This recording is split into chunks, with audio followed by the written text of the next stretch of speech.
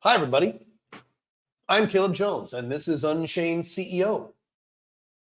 Location-independent income through a location-independent business that you own and control. International mobility, freedom. Maybe setting up an international backup plan, which is something you need if you live in the Western world, or even moving to a less bad country and doing all these things for very little money. Today, we're going to talk about the psychological aspects of what we are all facing in the Western world and going through the process of getting to the point where you accept it and it's not going to just destroy your life. This can be a little complicated today. It's going to be a little difficult today. So just be aware of that. Also, before we get to the actual topic, a number of you have asked me to comment on, speaking of Western collapse, this thing about how Tim Pool and Dave Rubin and Lauren Southern have been financed by Russia this whole time.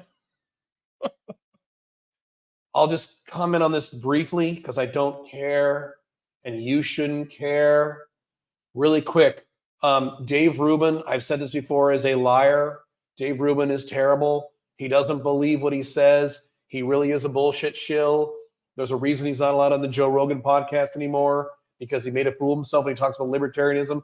I'm a libertarian, but unlike Dave Rubin, I actually believe what I say. I don't make wild statements and they get caught about, well, how would that work, Dave Rubin? He goes like, So if you're a fan of Dave Rubin, I would suggest you not be. He is not an honest actor. Tim Pool, nothing wrong with Tim Pool, except Tim Pool, as I mentioned, is a left-winger. The vast majority of his political opinions are left. They are. He thinks there should be government-run healthcare and all kinds of social services. And so he's one of these left-wingers that appeals to right-wingers because he's anti-woke. He's still a left-winger.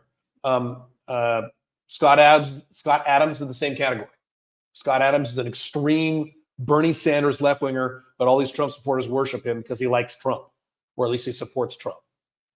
Lauren Southern is in the same category as, who's the other cute blonde, formerly conservative girl you guys were excited about? Lauren Southern, and who's the other one? Tell me in the chat. Who's the other cute girl? Lauren Southern, and I did an entire video on this other person several years ago when he came out. She came out and said men are trash. Lauren Southern, and why am I drawing a blank on her name? She was on Fox News for a while. Really cute blonde girl. Tommy Lauren. Tommy Lauren was this big, guys on my blog said, Caleb, Tommy Lauren, she's becoming really popular. That means the society's turning back to the right. I said, no. And then she came out a few years ago. I did an entire video on this on an Alpha Male 2.0 channel about how men are trash. Okay, yeah. Basically a feminist. Lauren Southern did the same thing. She used to be this big tradcon, pro-white, anti-immigration, right-wing conservative. Now she's going around saying that I'm a single mother and it's awesome. And she lives in a commune and she's changed she's realized that everything she said was bullshit. Okay. So anyway, in terms of, apparently, if you didn't know the story, apparently Russia has been paying, and they didn't know this, Tim Pool, Lauren Southern, Dave Rubin, all these people, $100,000 per video. Dude. And some of them didn't know this. Two quick things. Number one, I am not a political influencer, but I am an anti-establishment influencer. So if all of a sudden my income, skyrocketed one month, let's say, sales of my book, The Unchained Man, went up by $1 million a month all of a sudden, I wouldn't go, oh, yay, this is great. Just keep going on my merry way. I would say, whoa, where is this money coming from? You have to know, I've said this on my blogs, when you do anything controversial or anti-establishment on the internet, and you have a big increase in income, you need to know where the money is coming from. And I would say, where is this coming from? Well, it's coming from this company. Okay, where is that money coming from? You need to know where the money is coming from. You can't just continue on your merry way because bad shit can occur. Number one. Number two, there's a thing called integrity.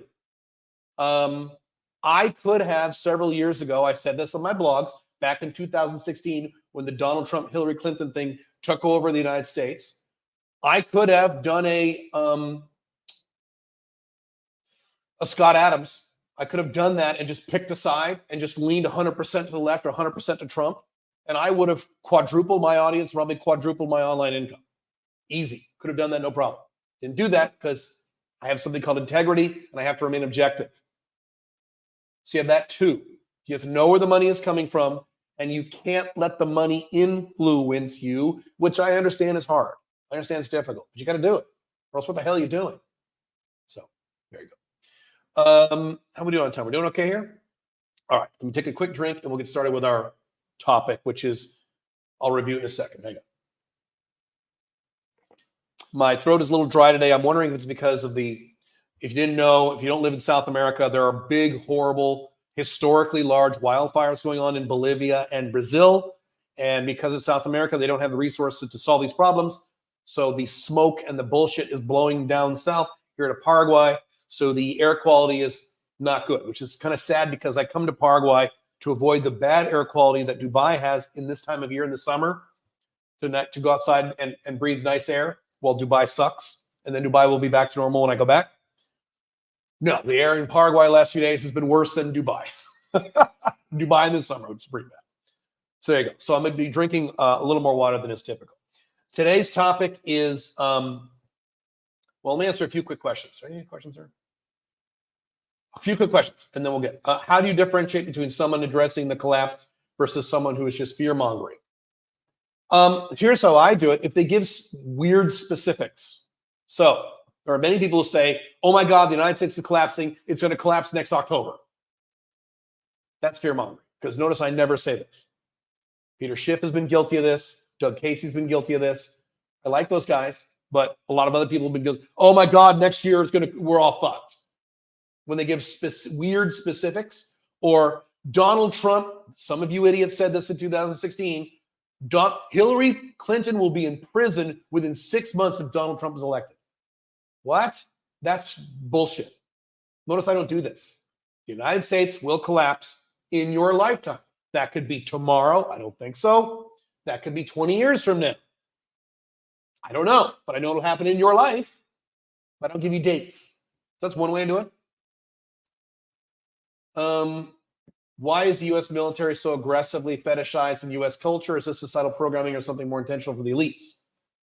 Also, how do people in Paraguay view this? No, it's not. It is societal programming. American societal programming, America, the culture, is a violent culture. I've said this many times. And I grew up in the 80s, and it was all violence. I watched nothing but violent movies and violent TV shows in the 70s, and I liked it. So I'm part of this culture. I'm part of violent American societal programming is ingrained in my culture too. I mean, I have a background in martial arts, full contact martial arts. This is before UFC, where you didn't wear any pads, and they just punched you in the face, and you got bloody. And so it's American culture. American culture was founded from a war. We Americans are a bunch of violent assholes. That's why the left, when they talk about gun control, they say, well, you ban all the guns and then you'll have no crimes. I mean, it worked in Japan. Japan's not a violent culture. Today's Japan. It's not. Americans are. How do people in Paraguay view this? You can't say people in Dubai because, quote, people in Dubai are from 40 different countries. So you can't make generalizations about people in Dubai other than how the women look and other than the income of the men. Other than that, you can't really make generalizations. Paraguay, they don't care. They don't give a shit about American culture in Paraguay. They pay attention to it a little bit. They like our music. That's about it. Paraguay, they pay more attention to like Puerto Rico culture, Brazilian culture, other Latin cultures. How to handle mentally the collapse of USA when I have kids and wouldn't want to move. We'll talk about that. We'll address that. Once AI gets to the level of Jarvis and we all get personal assistant like Tony Stark, would you mind uploading your voice and personality for us? Something like that will probably happen. Yeah, something like that. The problem is if you did that, I wouldn't let you get away with a lot of shit you're doing. I'd be yelling at you a lot. If you were on track to your goals, then the Caleb AI would be your friend. Most of you aren't doing that. You're like, what the fuck are you doing? Why are you jerking off the porn? You should be working. Is it okay to take longer than 6 months to build your Alpha 2.0 business according to your models? Like if you want to place it closer to 2 years while you work a normal sales job. I wouldn't do that. You have less time. You don't have time anymore to fuck around. You don't. You don't. Sorry. You don't. If this was 10 years ago, sure, take your time. You live in Europe, you should already be gone. You live in the United States and Canada, you should be leaving now. Or at least setting up an international backup plan. You don't have to leave. We'll cover that in a minute. We need you yelling at us. Well, that's true. How weird how all the conservative commentators support Bernie Sanders' policies. Correct. I've said this back when Bernie was running for president in the Trump era. Bernie Sanders did at least 2 that I know of speeches in front of Trump supporters. And at the end, the Trump supporters gave him a standing ovation. Trump supporters are fiscal left-wingers. When Bernie Sanders went on the Joe Rogan podcast mostly right-wingers, you saw all these comments. Wow, this guy's great. I never heard this guy talk before. This Bernie Sanders guy's awesome. From all these Trump supporters. Cenk Uygur. I just mentioned Cenk Uygur on the Lex Friedman podcast, mostly right-wing audience. And they're like, wow, this Cenk Uygur guy's pretty good. Once he's relaxed and calm. This guy makes a lot of sense. Modern day Trump supporters are socialists. Yeah, They love the big government. They love welfare state. They love all that crap. All right. Let's get started with our topic. Our topic today is going to be a little difficult. Sometimes I deal with difficult topics that will challenge your emotions a little bit, and it won't feel good. And I'm going to say some things today that you may feel like are insults. Why am I saying it like that? Insults to you. You may feel insulted, like I'm attacking you. I am here to assist you. I don't need to be here. I know it sounds like bragging, but it's the truth. Let me repeat it. I've said this before. Financially speaking, I don't need to be here talking to you at all. I could stop doing live streams, stop doing podcasts. My income would be about the same. I don't need to be here. I'm here because my mission is to help you get free. If your brain and your societal programming and your emotions and your fears and your bullshit in your head prevent you from getting free, then it's my job to help you remove these things. If your excuses and your Trump will fix everything bullcrap, and there's a lot of that stuff coming in the next few minutes, is a barrier to you getting free and protecting yourself and your loved ones, then it's my job here to help remove that from your brain. I talk about societal programming on my other channel, right? That's what we're dealing with here. So it's going to be a little difficult and weird because we're talking about emotions, all right? When you look at the 5 stages of grief, you heard of this? So they are denial, anger, bargaining, depression, and acceptance. So if you have a death in the family, you go through, generally speaking, you go through these 5 stages. And I found that to be kind of accurate for people I know who have loved ones die. I have not been in that category yet. There are women in my past who have passed away, but they weren't like serious. And I already was not seeing them at the time. My parents are old. So at some point I'm going to get a phone call from someone saying, hey, your mom or your dad just passed away and I will have to go through this. These 5 stages, denial, anger, bargaining, depression, acceptance, have parallels to how many of you and normal Westerns are reacting to the collapse of the West. Not exactly. There's an additional phase I'm going to add in here. I'm going to go through all the phases. And the way these things manifest are a little different. But as a skeleton, as an outline, it's pretty accurate. So we'll go through all those. To be clear, when I talk about the West and the collapsing trifecta, United States, Canada, Europe is collapsing. They're collapsing in your lifetime. They will collapse in your lifetimes. We do not know when they will collapse. No one knows when. I said in your lifetime, which means it's going to affect you. Not in 75 years. Some people say, oh, yeah, it'll collapse in 100 years. Oh, no. And I already said COVID, the pandemic, knocked 10 years off the lifespan of the United States. You spent something like $14 trillion, 6 of which was printed up by Trump, and got nothing for it. And damaged your economy long-term, damaged your society long-term.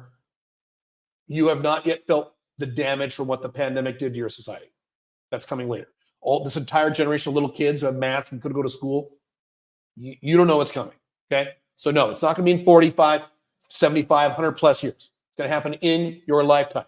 Canada, United States, and Europe, and that includes, unfortunately, yes, I'm sorry, most of Eastern Europe too. You could probably find 2 or 3 countries as isolated examples that might be okay during the Western collapse. I don't know. Eastern European countries, yes. Australia and New Zealand are going to stagnate. They're not going to collapse, probably. They're just going to stagnate and be, I call them a turd floating in the pool. You're living on a turd floating in a pool if you live in Australia or New Zealand. Probably won't collapse, but it's not going to get any better, ever. So that's what we're talking about when we're dealing with collapse. Okay? So, first thing, we'll take these step by step and help you identify the thoughts and behaviors that you may be having and how to solve those. The objective is, if you look at denial, anger, bargaining, depression, and acceptance, and there's one more I'm adding right after depression, right before depression, get that in a second. The objective is to get to acceptance. So I'm here in Paraguay in my permanent, wonderful apartment. I'm so happy. Video coming soon on this apartment. I'm here in Paraguay. Okay, I live in Paraguay part-time and Dubai most of the time. Right? Both of them are non-Western countries, non-Western economies, very strong against Western collapse. Both of them are growing economies that are growing. Both of our economies are cultures that are getting more free every year, not less free every year. My income is 100% location dependent. I can go anywhere in the world. The money keeps coming in no matter where I go. My personal life is arrayed in a location dependent manner. My investments, are all arrayed where I'm okay. So now when something horrible happens in the United States, I don't care. You guys care because you live there and you're, quote, stuck there because you haven't taken any of my advice yet. Your income is still location dependent. You still have a 9-to-5 job or a bunch of gigs. You don't have your own business. You're fucked. You don't have an international backup plan.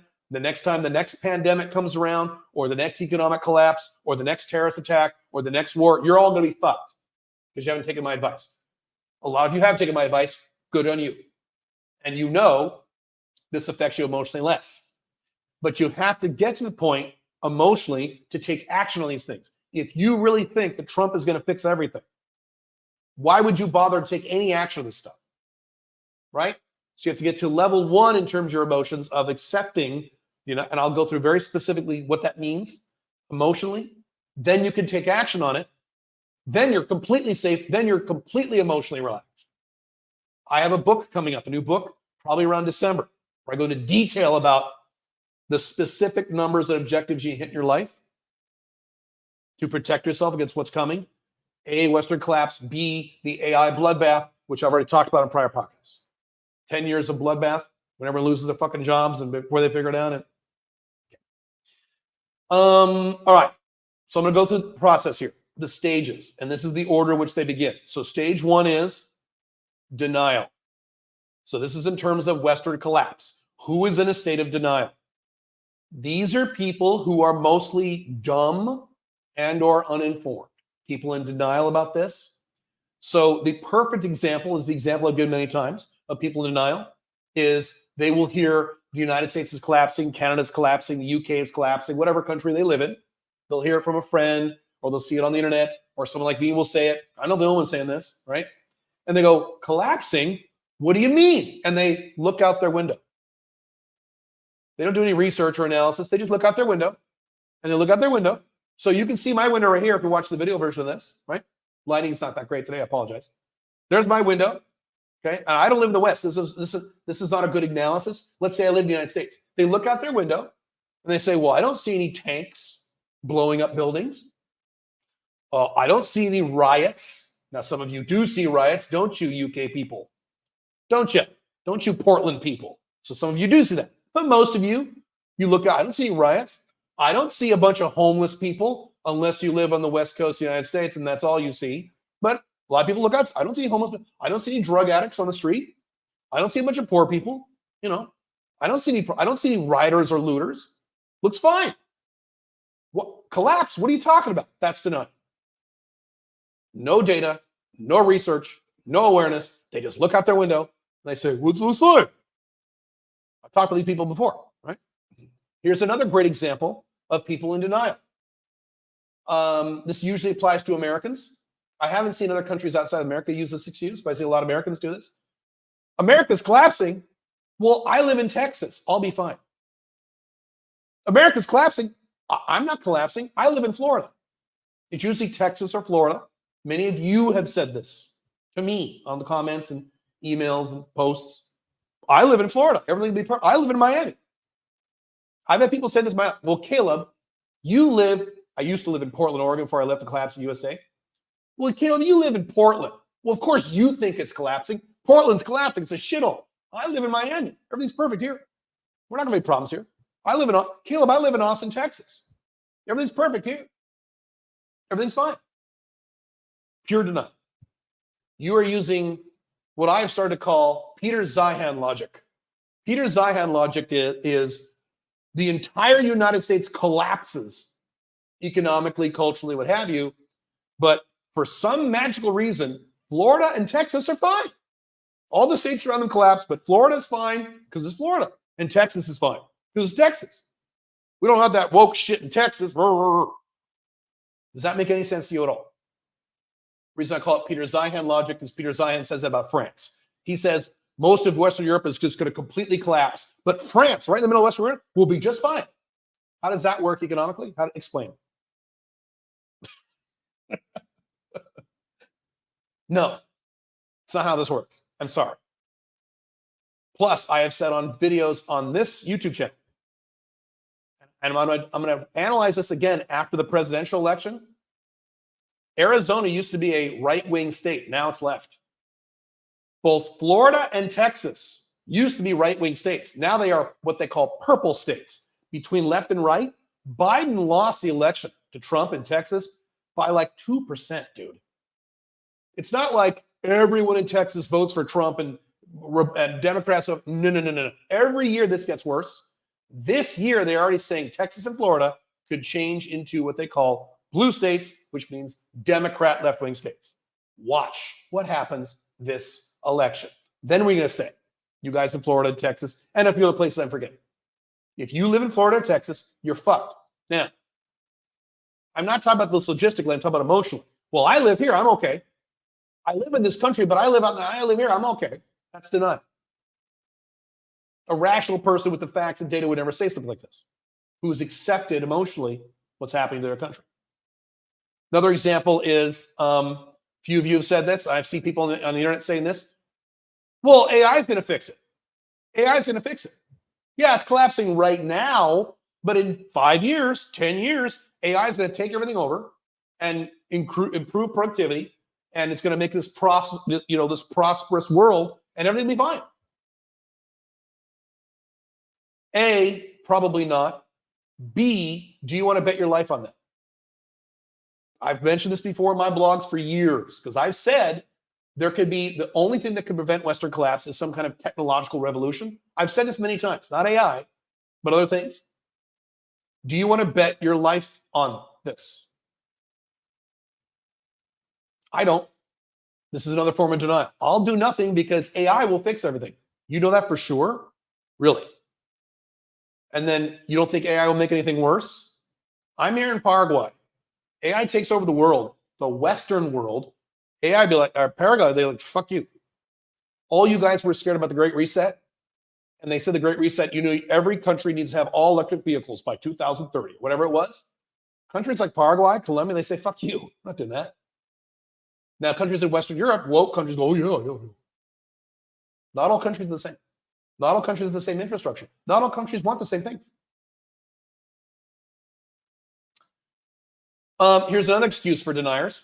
I've seen this, and one or two of you have made this. But again, this is an example. What I'm about to say is an example of someone who's not informed, doesn't know anything. If America's collapsing, how come all these immigrants want to come here? Okay, this is a purely stupid statement. I have an entire video on that if you really are asking that question. Why people living in a shithole in Africa or Bangladesh are going to collapsing Western countries. Because the life is better in a collapsing Western country, and that collapsing Western country gives you a bunch of free shit from the government. Of course, if I lived in a shithole in Guatemala, if I lived in Honduras or Guatemala, or pre-Bukele El Salvador, yeah, I would want to go to the United States too, even though it was collapsing. Doesn't mean it's not collapsing. It means life is less bad there, and I get a bunch of free shit from your socialist welfare state governments. Things that you are paying for. That's what your tax dollars are going for. All these millions of Mexicans cross the border every year.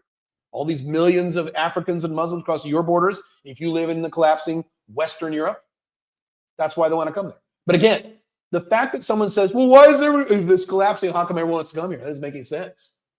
These are stupid people. So denial is the zone of the completely stupid, the completely uninformed, or the completely irrational. Or in some cases, the lazy. Most of you are not in that zone. I know my audience pretty well. Most of you are not in the denial phase. There's a few of you that are. You Florida, Texas people think you're fine. Most of you are not. Most of you have passed the denial phase. And you're into one of the other phases, which are also horrible. Okay? Next phase is anger. So who are the angry people? Well, you already know. Andrew Tate, Jordan Peterson. Jordan Peterson's daughter, her biggest wish is that he gets off Twitter so he stops getting mad at random people and make himself look like an idiot. These are angry people. This is basically Twitter. So the people in the anger phase go to Twitter and they scream and yell at the people on the other side, thinking they're making any changes. This is anger on the left and the right. Is the left angry right now? Hell yes. It's not just right-wingers, not just Trumpers, woke people, feminists, socialists, everybody's mad. Here's another example of people in anger. I've used this example several times. Several big name people have said this publicly. I don't want to mention any names. Let's see, I'll mention Roosh because he's not super active anymore. Roosh was the first person I heard this from. These people will say this, and I've heard non-famous people say this too. These are people in anger. They say, I know that talking about politics on the internet is bad for me. It makes me angry. There's nothing I can do about it. It ruins my day. It fucks up my life. I know I shouldn't do this. So a while back, I stopped. I got off Twitter and I got off social media and I just ignore people when they say political things I hate. But then they say, but you know what? Sometimes I see something and I, quote, just can't help it. I have to yell at these people. These are people in anger. If you weren't angry, you wouldn't have this problem. Do you think I give a rat fuck if someone comes on even one of my channels or any channel and says, communism is awesome, works great, libertarians are idiots, or Trump is going to transform America into a paradise in less than 2 years as soon as he's elected this year? Do you think I care? No. You think I'm like, well, I have to respond to that person and tell them they're blah, blah, blah. No. Now, I was like that in my early 20s. In my other channel, Alpha Male 2.0, I talk about young men tend to be very reactive, men in their 20s, and get mad all the time because they have no outcome independence, no emotional control. I was like that too in my early 20s. I would get so mad. An email, I would have a job back then because I hadn't started my business yet. Some email would come out to all of us and I didn't like it, so I'd get really mad and write a bunch of emails back to everybody. Ah! That's anger. Political addicts. If you're a political addict, there's a lot of you in my audience who are, you're in the state of anger. You're mad. I'll give you sometimes anger can manifest as happiness. What? Yes, perfect example of that. You Trump supporters. When Trump won the election in 2016, all you Trump idiots for about 3 years kept rewatching the Young Turks election night video. And you guys like, yeah! And you were just jerking off and coming all over your keyboards about what a great video that was, watching Anna Kasparian and you get all mad as the night went on. And you guys watched it over and over and over. You hate watched it because you're angry, not because you're happy. No, we were happy because we won. No, you were angry. This is what the left is doing right now. The left took over the right 10 plus years ago, and the left is now just going around shooting down the right because they're mad. Not happy. The entire reason that Trump was elected in 2016 was an angry reaction from a lot of white American men who got tired of being called racists and homophobes and transphobic. I'm like, I'm not transphobic. What the fuck? Yes, you are. Well, fuck. They got telling that. They were told that over and over and over. A lot of beta males getting yelled at by their strong, dominant girlfriends and wives. And they were told this over and over. And finally, say, you know what? Fuck this Trump. They did it as an angry reaction. Many people who voted for Trump in 2016 said, I just want the whole system burned down. A lot of left-wingers voted for Trump for that reason. I'm just so fucking mad at the elites. I just want to burn it all down. Fuck this Trump. That was an angry reaction. Wasn't a happy reaction. Wasn't a rational reaction. By the way, you know what I'm seeing now? This is my political observation. I could be wrong. This is what I'm seeing. I am now seeing the inverse of what happened in 2016. So what happened in 2016 is for many years, not right-wingers, centrist, average, white, mostly white, but not so non-white, men in the United States were repeatedly told they were racist, they hated gay people, they hated poor people, they were transphobic. And they're like, no, I don't. Why do you keep, yes, you are, yes, you are. And the left just screamed at these guys. And finally they say, you know what, fine, Trump. That was their revenge against this. You know what I'm seeing now? I'm now seeing the inverse of that. I am seeing centrist average Joes who see a bunch of right-wing stuff on the internet and they see a bunch of people, right-wingers, screaming at them, like Tucker Carlson and Sargon of Akkad. You know what? Just have kids, you asshole. I don't care if you can't afford to have kids. And guys like, what? The fuck? No. Or people like Matt Walsh, just get married and maybe you'll get divorced. Okay, get divorced. Take that risk. Just fucking get married. Shut up and get married. And these guys like, what? No. And finally, a lot of these guys I've heard this, a lot of these middle of the road centrist average guys, not right wingers, not like, you know what? Fuck you. I'm voting for Kamala. You guys are assholes. Because you are. You right wingers, you Trumpers are turning into assholes. Why? Because you're mad. You might be very surprised if Kamala wins. You're like, what the fuck? Yeah, because you right wingers are turning into a-holes. And I say this as someone who is not a left winger. I hate the left. I disagree. I'm a minarchist libertarian. I disagree with the left more than you do if you're a Trump supporter. Because if you're a Trump supporter, you agree with a lot of the left. I don't agree with anything on the left. But the objective reality is the last 6 months in particular, a lot of the right's come across as a bunch of a-holes. And normal people are like, fuck you. On top of this stuff with Andrew Tate being arrested, on top of everything else I've talked about in prior podcasts, and you come along and say, well, he didn't mean that. What he meant was, it doesn't work. It's too late. That's not what Andrew Tate's saying, hey, if you date a woman, you own her, and she does OnlyFans, you need to get a percentage of that because you own her. And normal people go, fuck that. Normal people, not right-wingers, left-wingers, they go, fuck, what the fuck? And then you, of course, come along and say, well, he didn't mean that. What he meant to say was, okay, the left doesn't have that problem. Have you ever heard anyone on the left say, well, Bernie Sanders didn't mean that. What he meant was, no, you never see this, but you see it on the right all the time. Well, Jordan Peterson, when he said we have to have forced monogamy, he didn't mean that. What he meant was, well, when Trump said this and this, there's good people on both sides. He didn't mean that. What he meant was, it's called because of anger. On my other channel, I don't have time to talk about this here because it's off topic. I talk about outcome independence and emotional control. In my books, on my other channel, outcome independence, stop giving a shit. The reason I'm not mad about this stuff and wasn't mad even when I lived in the United States is I didn't care. When you don't care, you're happier because you don't care. It's Stoicism 101. Stop giving a fuck about what people, strangers on the internet, are saying that are factually and objectively wrong anyway. Who cares? Emotional control. When something happens that irritates you, you can get really fucking mad or you can get a little irritated. I can't remember the last time I experienced the emotion of anger. Like, God damn it. I don't remember the last time I had that. Literally, years. Yes, I've been frustrated. Yes, I've been irritated. I've had those, but not mad. I don't do anger. There's been 1 or 2 times I've had to pretend to be angry. I did an entire podcast on that because I'm an introvert and I'm outcome independent. And sometimes in certain scenarios, usually business scenarios and personal ones too, people don't pay attention to you unless they think you're mad. So you have to act like you're mad. I did a whole podcast on that on the Alpha 2.0 channel. If you're angry, you need to take some deep breaths, stop giving a shit, and focus inward and not outward. We'll talk more about that in a minute. If you're in the anger phase, some of you are. And lastly, Joe Rogan mentioned this once. It is, quote, fun to be angry. Anger has become an industry now. It's fun. It's fun to be mad. You'll be miserable. I teach long-term consistent happiness, especially over my other channel.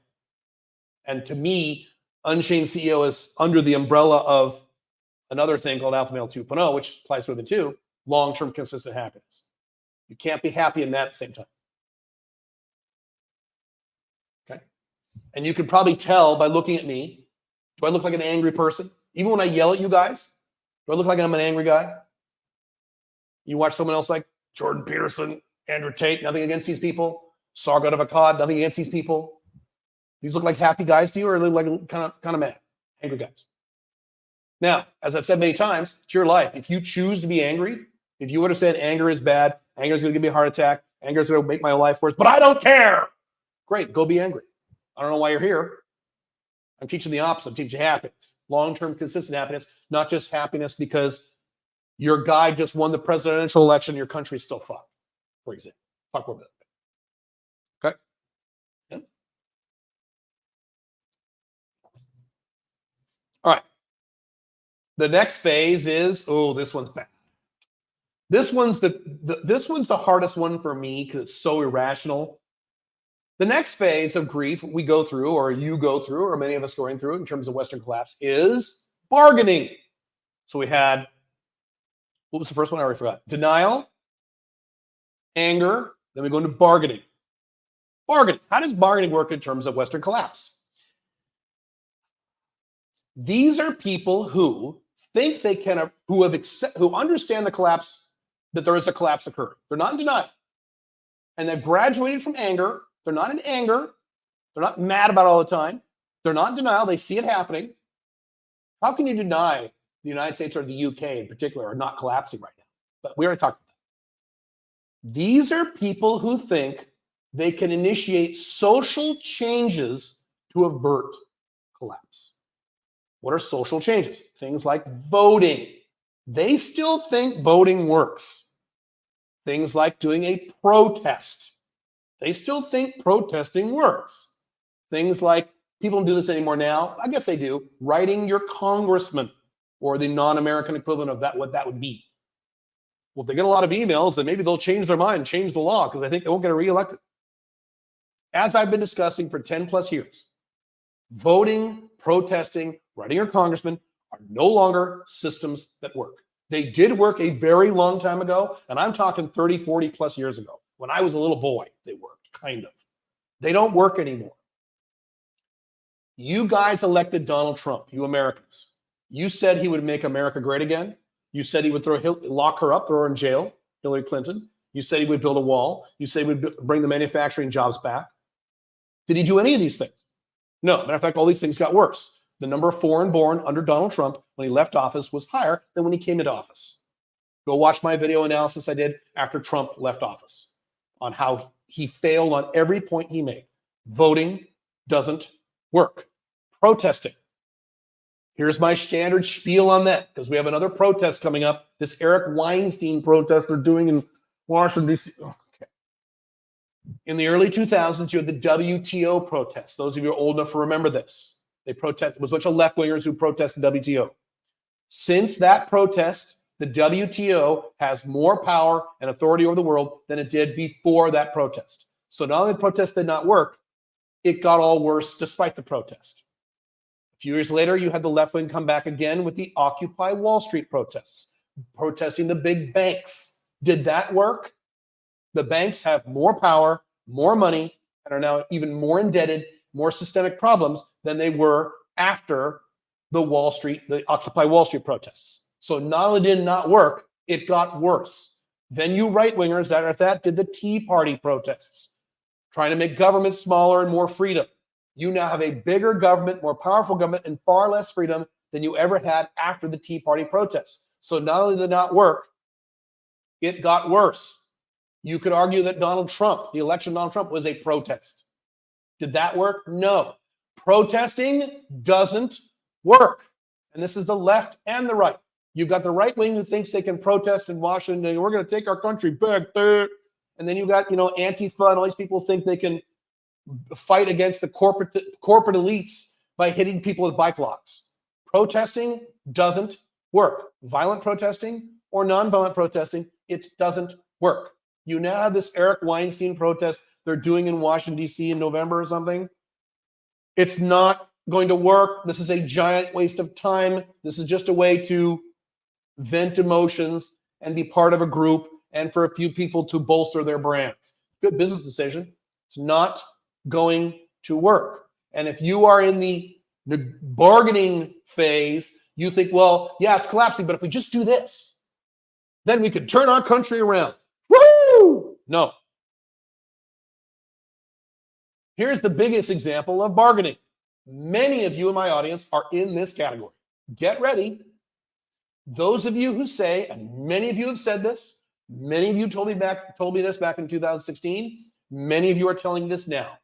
Well, Caleb, you're right. Trump can't avert the collapse. You're right. It's still going to collapse if Trump wins.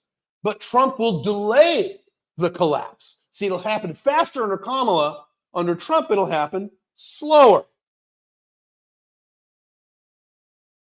This is pure bargaining. Yes, my country is fucked, and my country's going to collapse in my lifetime.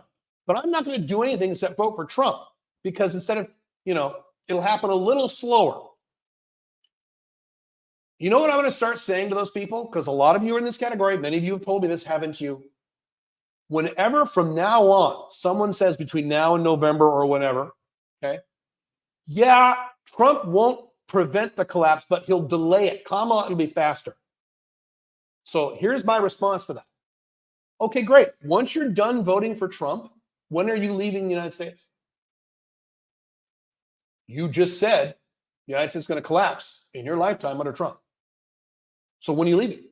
What are your plans to leave? Once you get done voting for Trump and you delay it by X number of years, okay, great. What are your plans for leaving the collapse of the United States? You know what the answer I'm going to get? Right. Because you're in bargaining. You're completely irrational. You're just making excuses. If you are rational and you said, I'm voting for Trump because he'll delay the collapse. If you are rational, which you Trump supporters aren't, you would say, I'm voting for Trump and I'm going to be out of the United States by 2030. That's rational. I'd be like, oh, cool, great. I would be out sooner, but okay, fine. We can quibble. It's fine. But that's not what these people are saying. I'm going to vote for Trump because he'll delay the collapse, which will happen, and then I'm going to do nothing. That's bargaining. Now, there's a few people, again, irrational people who have no data, who say, well, if we vote for Trump, America will last 75 years. If we vote for Kamala, America will collapse in 75 years. Vote for Trump, it'll collapse in 100 years. All right. America doesn't have anywhere near that long. I'm sorry. Nowhere near 75 years. I'm sorry you're fantasizing. I said in your lifetime, America will collapse in your lifetime if Kamala wins. America will collapse in your lifetime if Trump wins. And you non-American equivalents, UK, Canada, France, especially Germany, my God, you're fucked.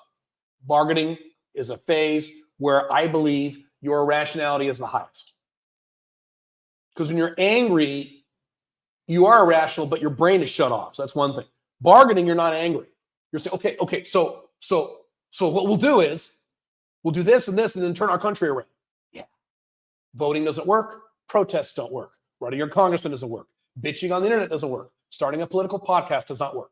These things do not work and have not worked for many decades. I'm sorry. The elites are going to do whatever the fuck they want. I'm sorry. We live in the timeline where the bad guys won. That's the timeline we're living in. I've talked about this in the past. I'm sorry. It'd be nice to live in a timeline where the good guys won. The libertarians won. That's the timeline I want. We don't live in that timeline. We live in the timeline the bad guys won. And they won, as George Carlin said a long time ago, they won a very, very long time ago. A long time ago. A long time ago. Last aspect of bargaining is the classic lesser of two evils. Here's the lesson. I've been writing this in my blogs for years. Well, we got to be realistic. We only have two choices, so we got to vote for one of them. As I discussed on this very YouTube channel, no, those aren't your only two choices. When you have two horrible people, one is 5% or 10% or 50% less horrible, you have some other options. Here's one option. You vote for a third party, even though you lose.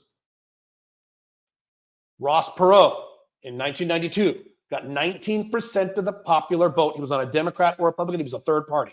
He lost the election. Within the next year, 2 years, his big His big issue in the election was the federal debt, federal deficit. As soon as Bill Clinton came into office, left-wing Bill Clinton, he balanced the federal budget for the first time in 50 years. Why did he do that? You think Bill Clinton was his big right-wing concern? No. It's because the elites were terrified. Bob Woodward wrote about this in a book. The elites were horrified that a third party got 19% of the fucking vote. They said, oh my God, people are pissed about the budget. We need to balance this thing right now. Ross Perot lost, but the country got better anyway. If you were voting for libertarians, if libertarians, as one example, got 10, 15% of the vote every year, the United States government would start getting smaller. And they would lose every year. Doesn't matter. This thing, well, we can't vote for third party, they won't win. They don't need to win. Ross Perot proved this. If you're a true right-wing conservative, you vote for Constitution Party. If you're a true left-winger, you don't vote for Democrats. What the fuck are you doing? You vote for the Green Party. Are these parties perfect? No. And they won't win. Doesn't matter. Option one. Option two, you set up a lifestyle like me, where it doesn't matter what happens. You separate from the system. So now it doesn't fucking matter. You don't have to vote at all. Option three, I just said option two. Option three, that's actually option two. Option three, you leave your country or make plans to leave your country, which is what I did. You have lots of other options other than we have to vote for one of these two horrible people who will fuck our country. That's bargaining. It's also, that one also is laziness. It's lazy. Lazy kindergarten level thinking. We have this child murderer and this child murderer. This person's murdered 30 kids. This person's only murdered 20. Well, obviously I got to vote for the person who only murdered 20 because I only have two choices. What am I supposed to do? Bargaining. Okay. Next one. Depression. So now depression works differently with Western collapse than it does with you have a loved one who dies. You have a loved one who dies. My mom had a loved one who died 3 years ago. She's still depressed. So that's different. I knew someone years ago whose mom died, and 6, 7, 8 years later, she would still get depressed on her mom's birthday. So depression can last a long time in grief environments, but in Western collapse environments, it's different. Depression is something you experience for a while, and then you forget and go right back to anger or bargaining. Here's what I mean. Trump derangement syndrome. That's one. Oh, no, that's sorry. I'm sorry. That's not it. I skipped ahead of my notes. The 2020 election for you Trump supporters, you conservatives, you guys were depressed. When Biden won, you guys were depressed. Depressed for like 3 or 4 months. Many of you in my audience and many people on the internet who are Trump supporters, right-wingers, tradcons, conservatives, Republicans, whatever term you want to use, all different flavors of Republican, okay? Many of you said, I am never voting in an election again. They rigged it. They stole it. This is all bullshit. There's no point in voting anymore. I'm not going to vote ever again. You said that in 2020, just 3, 4 years ago. And you forgot. Because a lot of you sane people who said that can't fucking wait to vote for Trump again. Why? You told me it was useless to vote, that the Democrats would steal every election, that they had the entire system rigged. So depression is ultra irrationality, where you're depressed for a while and then you completely forgot about why you were depressed and go right back to anger or bargaining. 2016 election, when Trump was elected, the left had depression. They were depressed for like a year. And then they forgot about it, went right back to anger.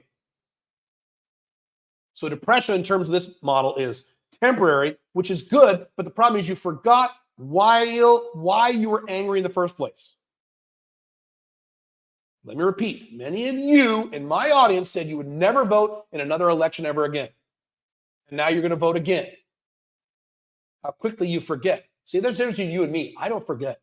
Stupid, insane things that right-wingers and left-wingers say, I don't forget. When you guys said he's going to throw Hillary Clinton in jail, I didn't forget that. You forgot. You conveniently forgot about that. When you left-wingers said we're going to vote for Obama because we're all going to get free iPhones, you forgot you said that, did you? I don't forget. I know how rational you guys are. So that's depression. You get super depressed, you say a bunch of stupid shit, and then you go right back to anger or bargaining, and you forget why you were depressed.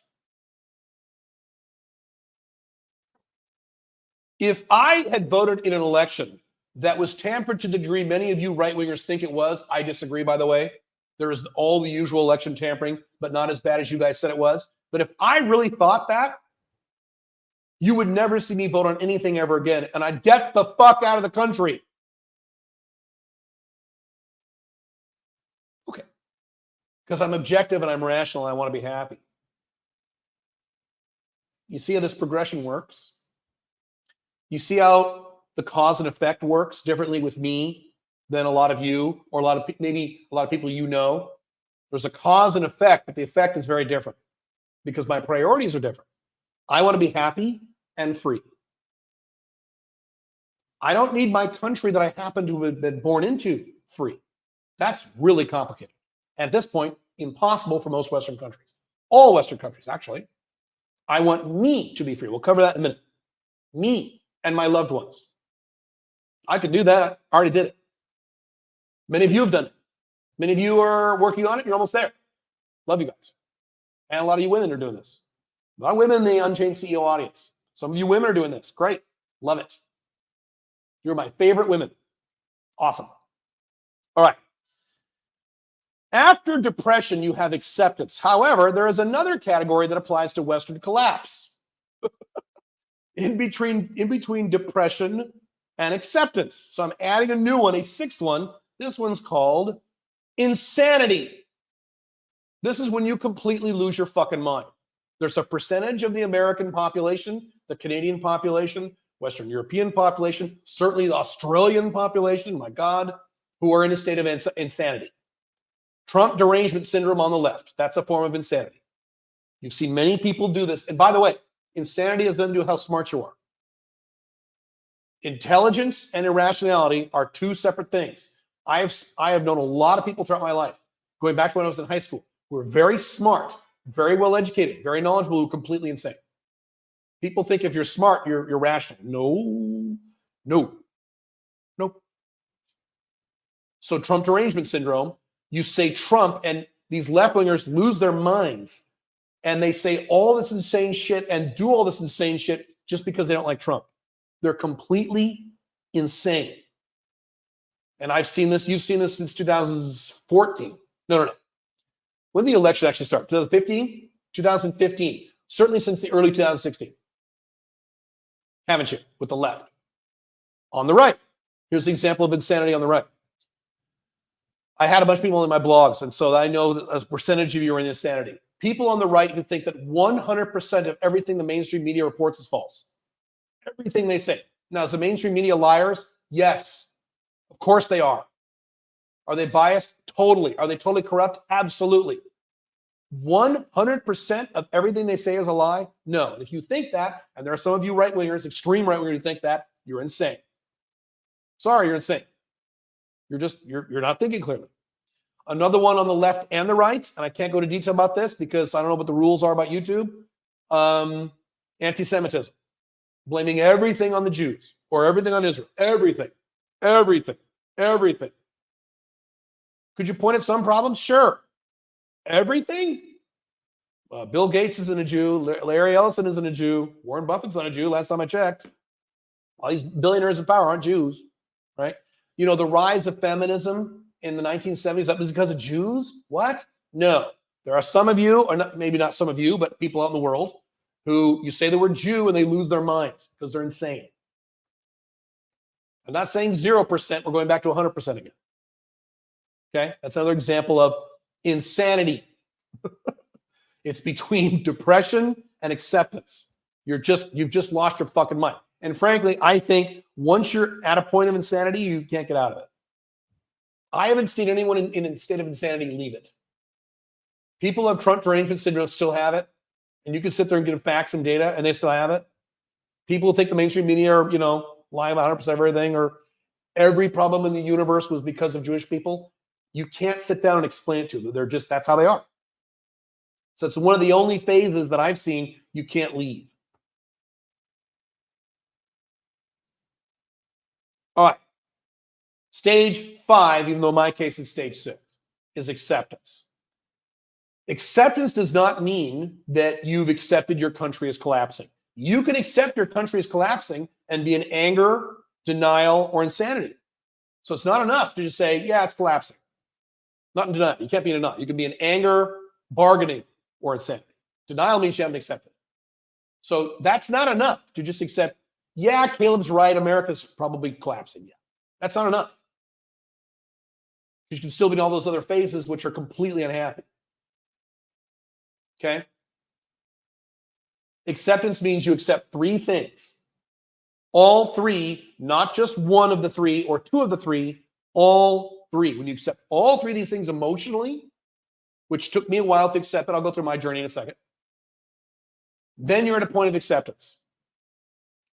So the first thing you have to accept is your Western country is in a state of collapse right now, and it will probably happen in your lifetime, or at least you will experience the negative effects of this collapse at a bare minimum. Okay, that's the first thing you accept. And a lot of you already have accepted that. That's good. Okay. The second thing you have to accept is that you can't be in bargaining, which means you have to accept nothing you can do socially or politically will solve this collapse problem. There's no one you can vote for. There is no protest you can take a part of. There's no political movement you can take a part of. There's no religious movement. Well, Americans just need to get back to God. There's no religious movement you can start or be a part of that will avert Western collapse. None. There's nothing you can do externally to yourself to solve this problem. It's going to happen no matter what you do. No matter who you vote for, no matter what protest, no matter what you say on Twitter, it doesn't matter. This is going to happen regardless. You can still be politically engaged if you want, just for fun, I guess. Fine, but it's not going to solve a goddamn thing. That's the second thing you have to accept. Third thing you have to accept, which is the magic part of this formula, is that you now know you have to take action to protect your own life. Your own life, not of your society, not of your country. You. So if you're still saying people need to have more kids, you're focused outward on your collapsing society, which is already fucked. If you're still saying we've got to vote for Trump because the collapse happens slower than Trump, you're focused outward. The third part of acceptance means you've accepted internally. I, Joe Blow, whatever your name is, need to take action to protect me. Because this collapse is happening and there's nothing I can do to solve it externally.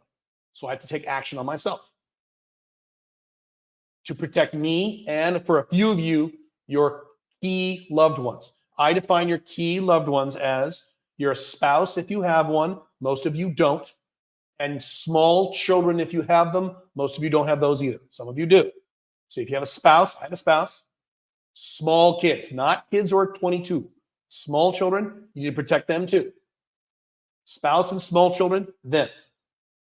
More than 50% of you listen to the sound of my voice do not have a spouse or kids. You're lucky. You can just focus on you.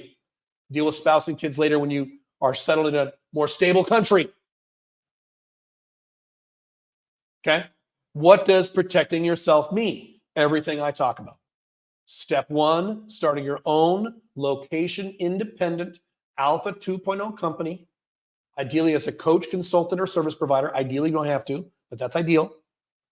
So you can make enough money to quit your stupid 9-to-5 job, and now you're location independent. You can go you can be like me. You can go anywhere in the world, whenever you want, stay there for as long as you want, and the income keeps coming in. That is phase one of protection. You have to have location dependent income. You're stuck at your 9-to-5 job. How are you going to move to the Philippines? Yeah, problem. So that's number one. Number two, at a minimum, you set up an international backup plan, which I've talked about in detail on this channel, which means you have another country outside of the Western world. That's a key point. You don't want to move from the United States to France. What the fuck are you doing? You don't have to move from the UK to Canada or from the UK to New Zealand. What the fuck? You have another country outside the United States, outside the Western world, where you have legal residency in that country. So if there's a problem, war, pandemic, they have to let you in. And I put that to the test during the pandemic. It works. They have to let you because you live there. You can show legally you live there, not a tourist. You have a bank account in that country with local currency. You have a storage unit or something like that of your stuff there. So to bring a pile of shit every time you go there. If you can afford it, a year-round apartment like I have in Paraguay now. You don't have to, that's optional though. And you've picked a city in that country that you know reasonably well. You know how to navigate it. You know, to get from the airport to certain areas, where are the dangerous parts, where are the good parts, where to get groceries. You know how to navigate and live in the city more or less. That's what an international backup plan means. That plus location dependent income, now you're covered. But you have to take action now. And of course, if you want to do it, please do it. Move out. Get the fuck out. If you live in Western Europe, you should already be gone. I don't know why you're still there. I don't understand it. You Western Europeans, I don't I don't get it. And I have a lot of very close people in my life who are West Europeans. They still live in Western Europe. I don't know why you're not in Dubai or why you're not in Malaysia. Why? You Americans, Canadians, you need to get out now. ASAP. Someone just asked me this live stream, well, what if I waited 2 years? And I said, I wouldn't wait 2 years.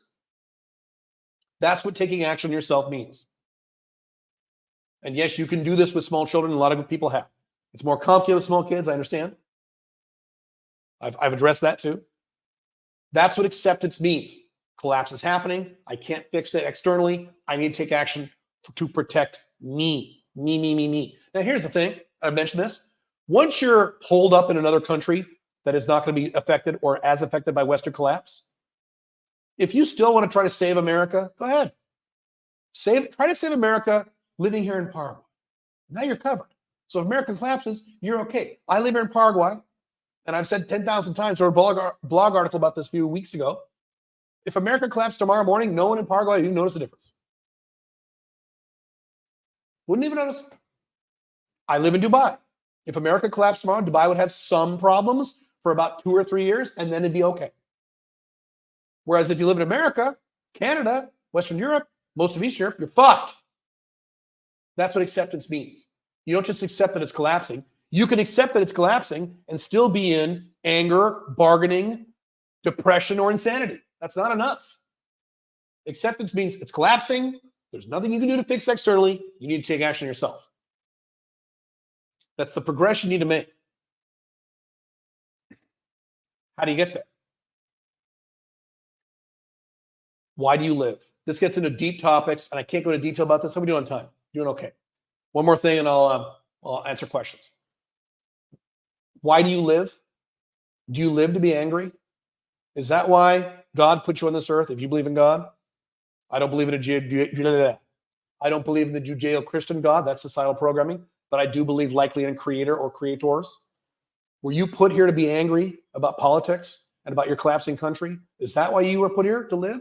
No, I think you're put here to live, to experience life and to be happy and to give happiness to others. That's my philosophy. That's my spiritual philosophy. Then what are you doing? Why are you pissed off by this stuff all the time? Why are you not taking action on this stuff? Those are the questions you have to ask yourself. On my other channel, I talk about having a mission. I have a very strong mission. If you don't have a mission, most of you don't, your default is to be mad about politics and try to save your country and be mad about the riots in the UK or mad about Trump. And that's your default. If you're in the collapsing era, which we live now, your default is to be worried, scared, or mad about these things. If you have a mission, that directs you away from these things. Unlike most of you, I have a mission. So that's my direction. And I know when I'm off mission. If I were to literally sit there and say, oh, I'm going to vote for Trump now because he stuck his fist in the air after he got shot, I know I'd be off mission. Or if I'm mad about Kamala or mad about whatever, I'd be off mission. Why do you live? Some of you, many of you, need to go to the bathroom, look in the mirror, and ask yourself, why am I living? Other than the societal programming platitudes. I want to be a good dad and be a good Christian. Those are fine. Those are part of your code. That's not your meaning of life. Why do you live? Most of you are going to live another 40, 50, 60, 70 years. Why? Honestly, why? Now, if you answer to save my country, and if I'm mad and if I go down, I get shot, fine. Great. I don't know why you're here, but if that's what you want to do.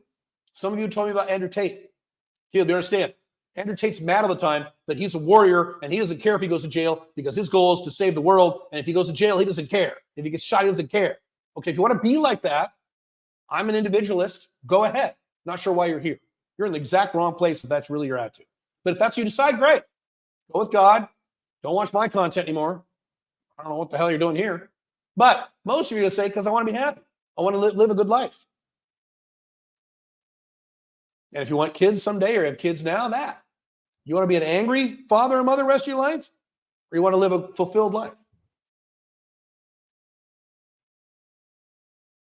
That's it. That's how you get there. You have to ask yourself some deep, deep questions.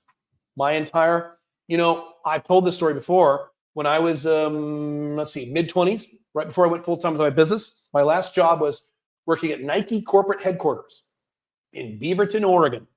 And they had, when I was hired at Nike, they had us do a more advanced version of the Myers-Briggs test. But one of the things they had us do is they had a little stack of little cards, about 25 cards. On it, every card was a word, a big aspect of life, like love, fitness, money, children, self-actualization, career, all these different things, all different areas of life. And what you had to do was you had to take all these cards and you had to lay them out on the desk from your most important to your least important, all 25 cards. And no two cards could be tied. You had to actually give it a hierarchy. I was 24 when I did this, 23, I think it was 24. And it was hard, but I learned a lot in this exercise. I wish I could do it again. The number one card, and a lot of you are in this category with me. A lot of you are right here with me on this. I'm going to say this, and a lot of you are like, that's me. The number one card at the top, the most important thing of all these things, it wasn't love. Love was up there, but it wasn't number one. It wasn't money. What? Sounds strange coming from me. I like money. I'm like that guy in Idiocracy. I like money. I like money a lot. There's a reason I make what I make and how hard I work. But money wasn't number one. Self-actualization, becoming the best you can be. That wasn't, now that was in the top 5. That's probably number 3 or 2. I forget what it was. It wasn't number 1. What was number 1 for me? Freedom. Number 1 most important thing, because I knew I was right, even if I was a young dumbass, without freedom, none of the other things would occur. And I knew this when I was 24. I didn't have a mission back then. I had some big financial goals. That's it. I want to have my own business and make a 6-figure income. This is back in the 90s, before I hit these goals. It was freedom. So when I know that my personal freedom is the most important thing, I look at this political shit and this collapse shit, and it's a no-brainer for me. I need to take action to build my own location-dependent business and get the fuck out of the collapsing Western world. And I did 5 Flags, which is internationalized on steroids. That's optional. 5 Flags is another example of acceptance. I'm doing 5 Flags hardcore. Now that's, most of you don't need to do that. Some of you want to do that. That's great. But I already had that direction. Many of you don't have a direction, or you're kind of confused by your direction. And that's when you say things like, well, we got to vote for Trump because it'll happen less fast. Yeah, vote for Trump. He'll destroy your country slower than the other person. What a great reason to vote for somebody. And again, next time I see that, I'm going to say, great, what's your plan for leaving the United States? And I know what the answer is going to be, because you're not being rational, because you don't have a direction. Someone with direction wouldn't say these things. And I don't mean to hit you guys, you Trump supporters, because I have more Trumpy people in my audience than I do left-wingers. You left-wingers are just as bad, if not worse. You Bernie Sanders types, you Kamala Harris types, you Joe Biden is okay, I mean, he's better than you guys justifying Joe Biden. You're an embarrassment, you left-wingers. Justifying that person, a corpse for your president, you justify that because Trump is bad? You don't have a direction. That's how you do it. A lot of questions, and some of you are bringing up some really good points. Really good points.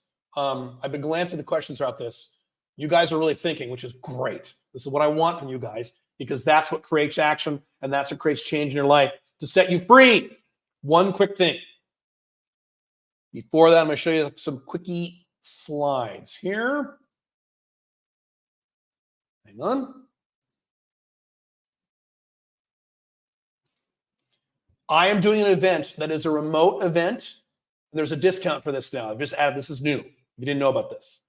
Doing an event in November where it's completely remote. You do it from your laptop or your phone.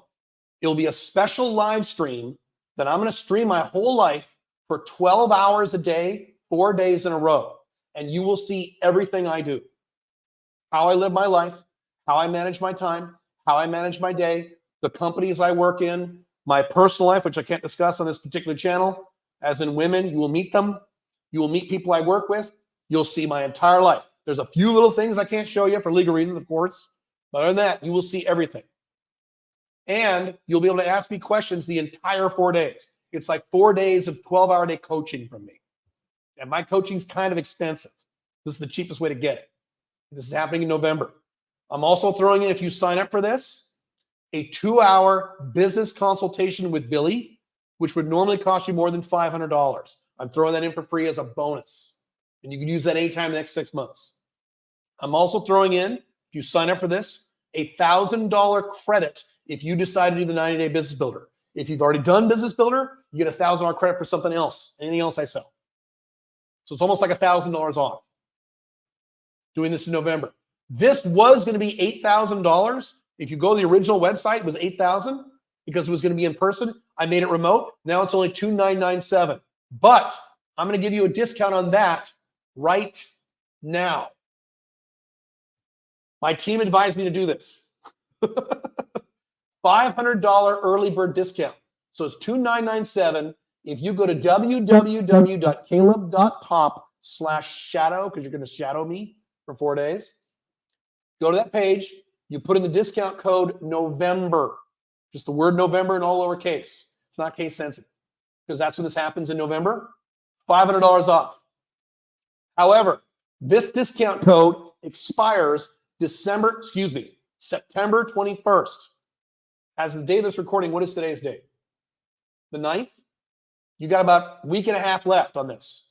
The discount code expires September 21st. It's for early birds only. You can still sign up for it after that if you want, but you're going to pay the higher price. Cool? Discount code is November. www.caleb.top. Caleb is C-A-L-E-B as in boy. If you listen to the podcast. .top/shadow. The price will go back up September 21st. Cool? Last thing. I can't have 100 people sign up for this or 57 people because that would be unruly. I have to limit the number of people who sign up. I don't know what that number is, but it's going to be some number. So there are a limited number of seats available for this, irrelevant of the discount code or not. Okay? Just so you're aware. So if you want in on this, you have to type www.caleb.top/shadow, put in the discount code November before September 21st. And you're locked in and signed up, and you can hang out with me virtually for 4 days. Should be very interesting. I've never done anything like this before. Some of you have asked for something like this. I have other people in my space who've done things like this for their audiences. They really liked it. So I'm trying this as a test. I may never do this again. Matter of fact, I would say the odds are good I'm never going to do this again. This is just a test. Who knows what's going to happen? I don't know. Because you're going to see everything. Obviously, nothing, can't show you nudity. Can't show you, there's a few things in my finances I can't show you. But everything else, let's show you everything.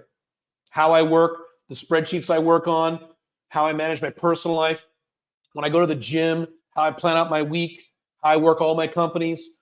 When I interact with people in my team, it'll be in Dubai. So my local team in Dubai, the women of the female persuasion I talk to in Dubai, you'll meet them. Everybody, you'll see everything. Everything's open book for 4 days. I've never done this. www.caleb.top/shadow. You get a discount before September 21st. Cool. All right. I'm going to go to your questions. Let's put this on the banner. Can we do this? There we go. Cool. All right. Your comments and questions. You got a lot. Hang on. Where are we here? Oh my God. Okay, hang on. I'm going to put on my glasses so I can look more intelligent. Look like I went to college. So I look like I went to college now? Hello. I should speak with a British accent. Hello. You bastard. Let's see. Here we are. Hang on. Oh, I'm fucking up my own screen. Hang on. God damn it, Caleb. Caleb, don't be a dumbass. Fucker.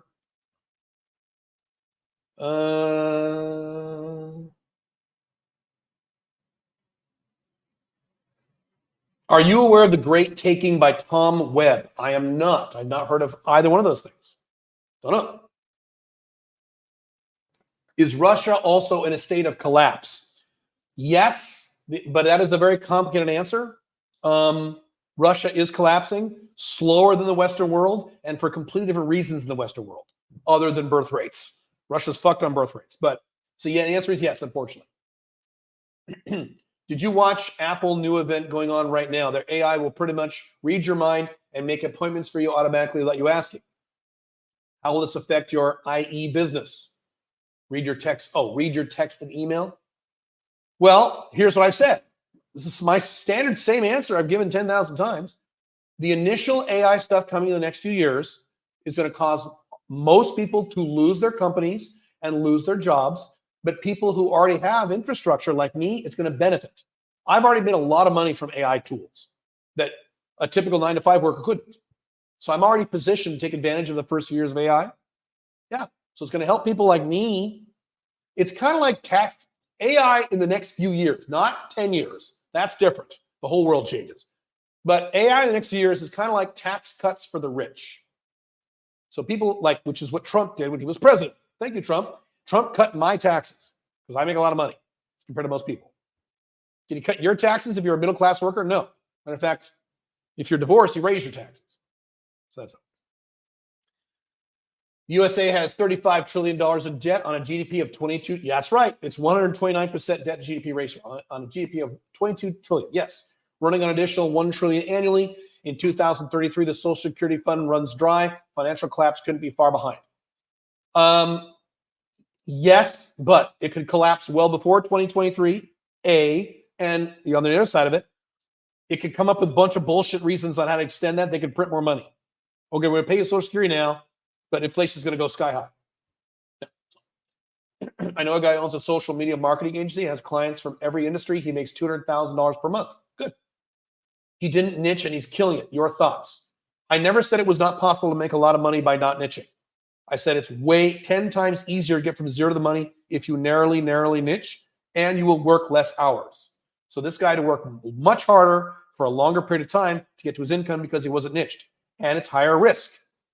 So this guy made a high risk business, and he pulled it off.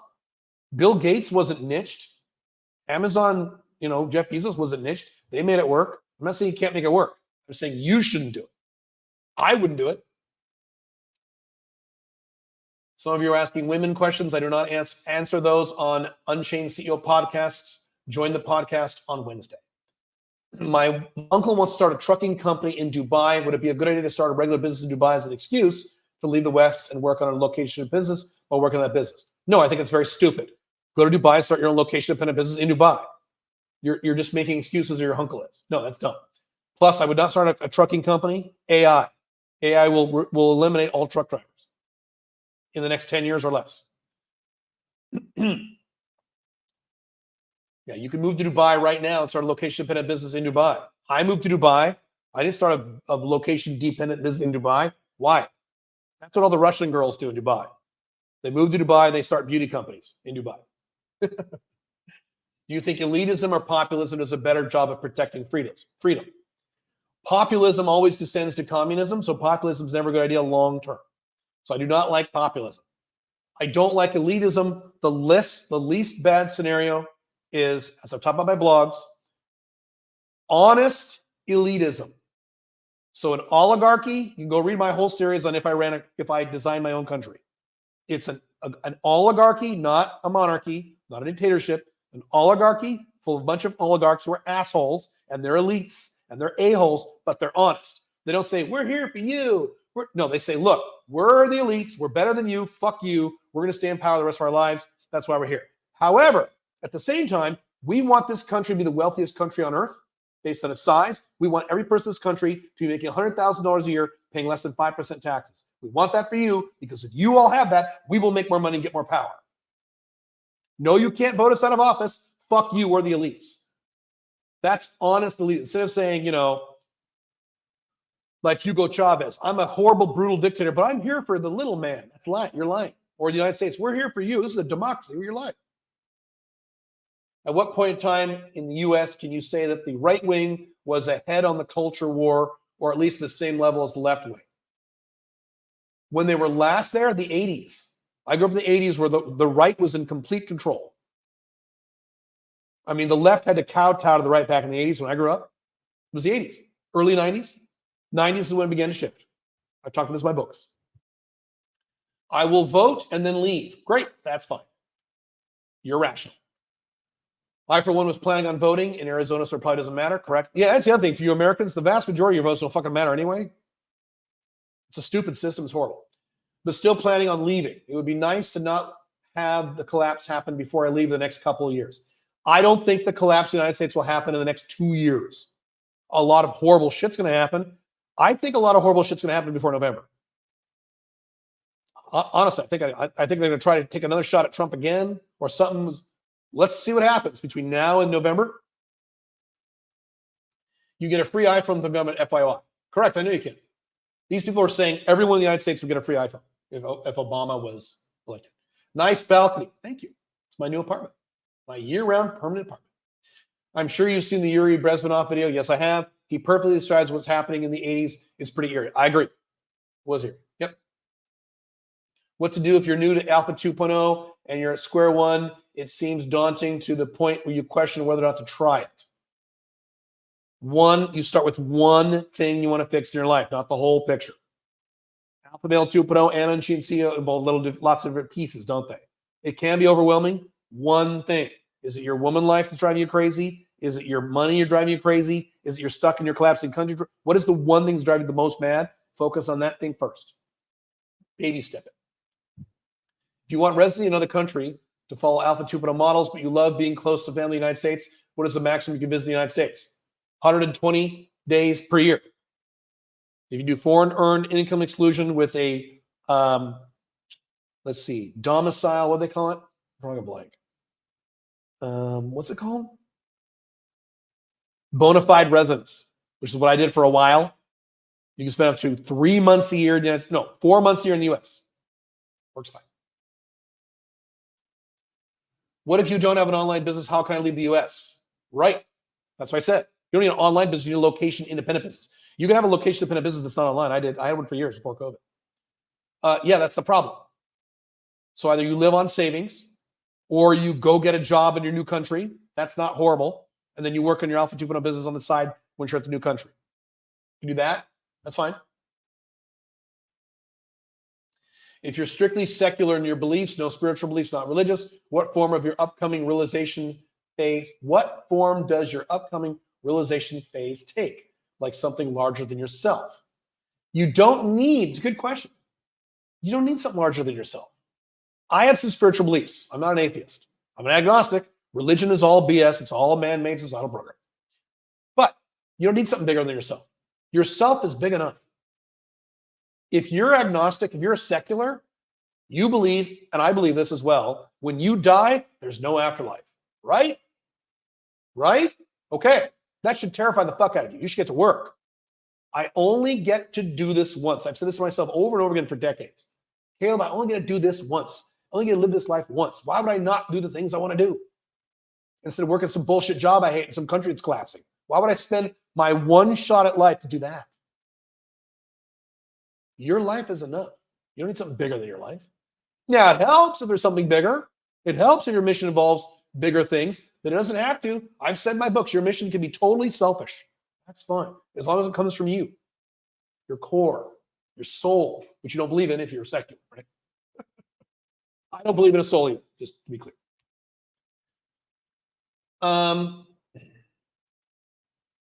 Would you buy property in the Western world right now? That is a highly complicated question. It's not an easy answer. I could answer an easy Q&A like this. The answer is it's extremely complicated. I would rather buy property outside the West in growing economies like here in Paraguay or in Dubai or especially Southeast Asia, which is where I'm looking at.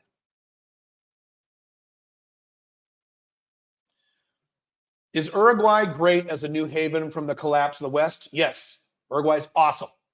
As well as for sending my kids to school and business opportunities. Yes, yes, and yes to all three of those questions. Uruguay is a fantastic living flag.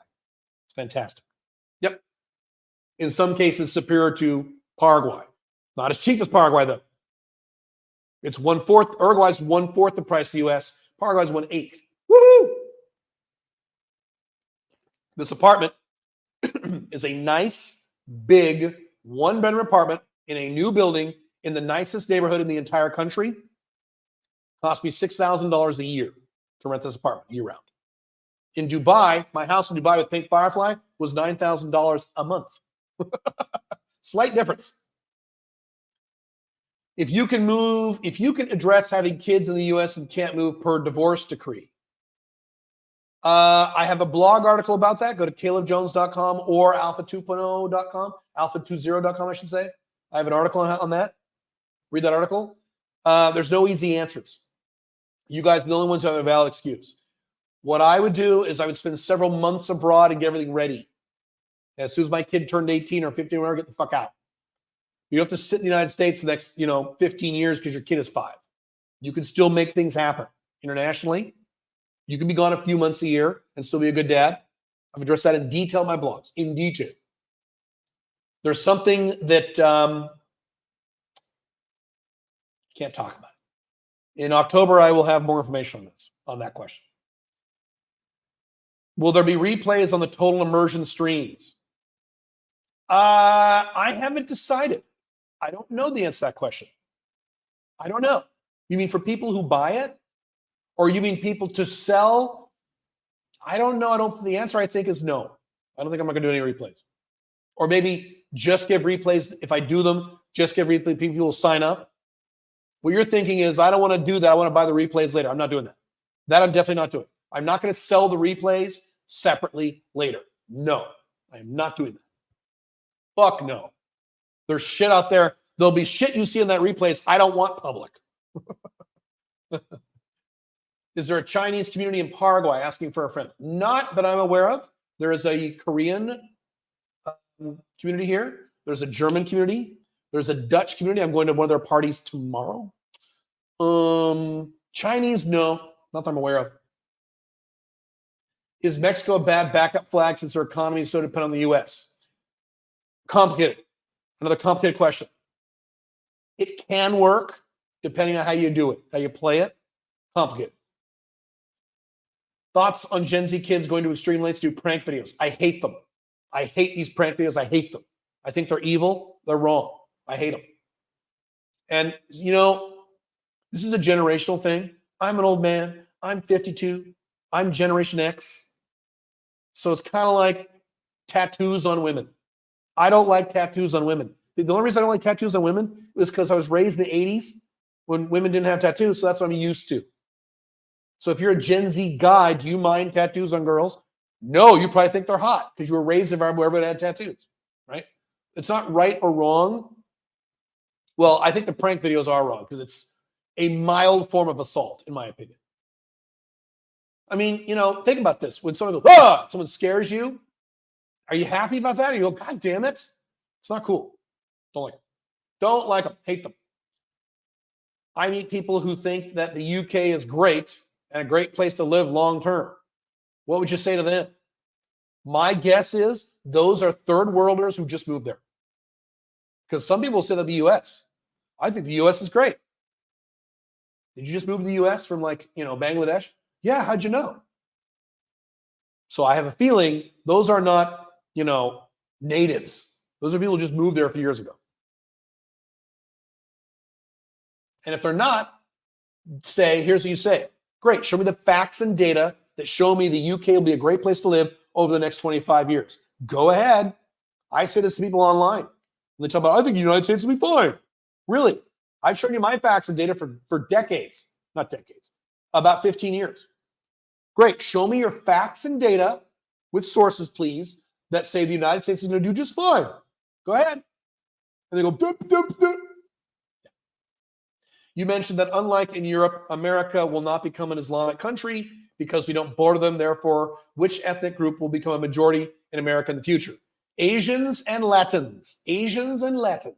Asians and Latins. I made a joke many years ago on one of my blogs or my books. America will, this was tongue-in-cheek, okay? This is a joke.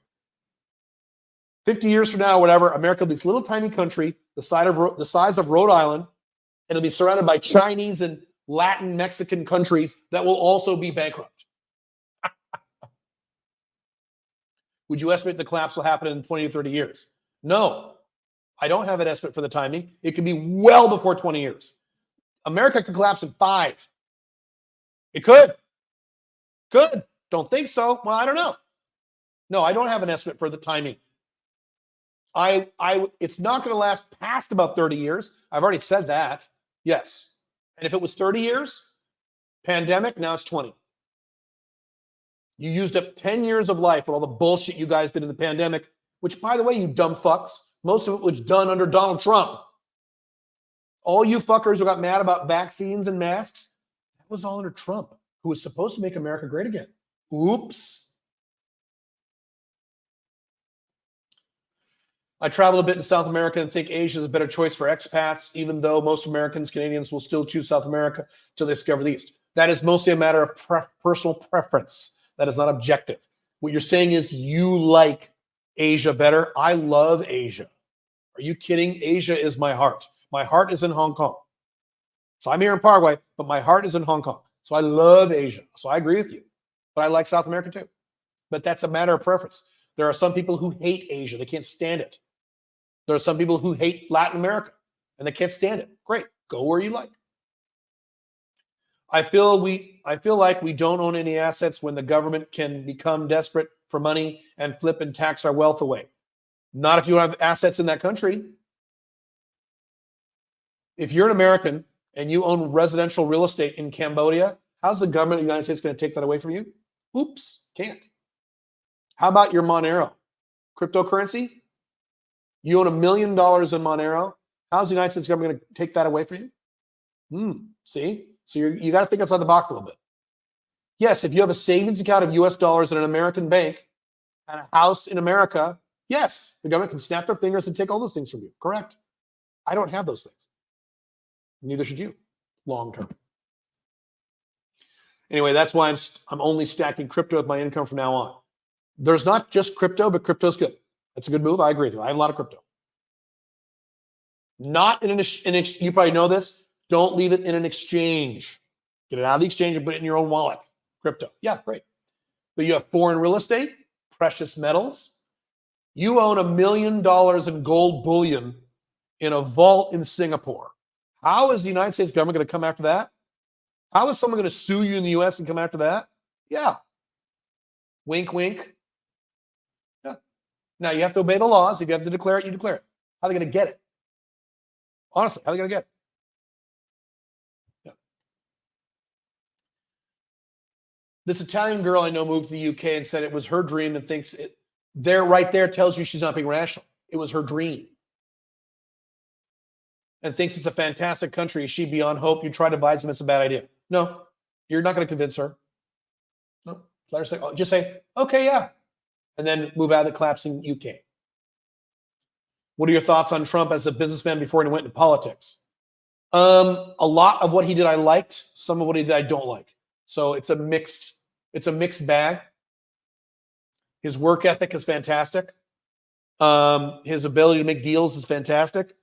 He did a lot of things right and a lot of things wrong. I read his books. I read at least 2 of his books before the election. Yeah. I liked Trump before the election. Yeah. There's a lot of people I like, but I don't want them running my country. I love my wife, Pink Firefly. I love her to death. Do I want her running the United States?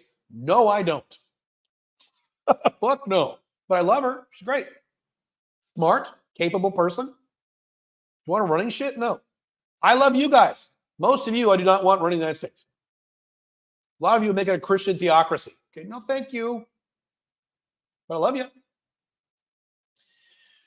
We don't really know if there's an afterlife after we die. Correct, we don't know.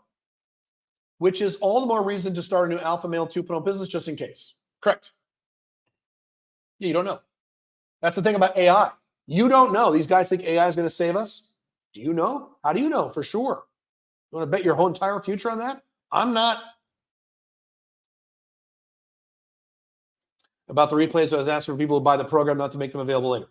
Don't know. I don't know the answer to that question. I will think about that. Here's what I'll do on that. Here's my thought on that. The people who sign up and actually pay, and they all say, I want replays, then I'll probably do it. Random people on the internet who ask for it, no. Responding to that UK guy, the UK is already a net exporter of millionaires. It's over. Yeah, the UK is fucked, as I've been saying for about 8-9 years. Yeah. Yep. How long until the Western world will no longer allow these citizenship by investment passport holders to visit their Western countries? I don't ever see that happening ever, with unusual isolated exceptions. Like the UK did one restriction on one of the countries. That's not going to just, you won't be able to travel there. It's not going to happen. And I have a feeling, Dumbo, that's his name, you're probably not going to spend $150,000 to get a citizenship by investment passport, are you? You're just musing. White people are on their way out, correct.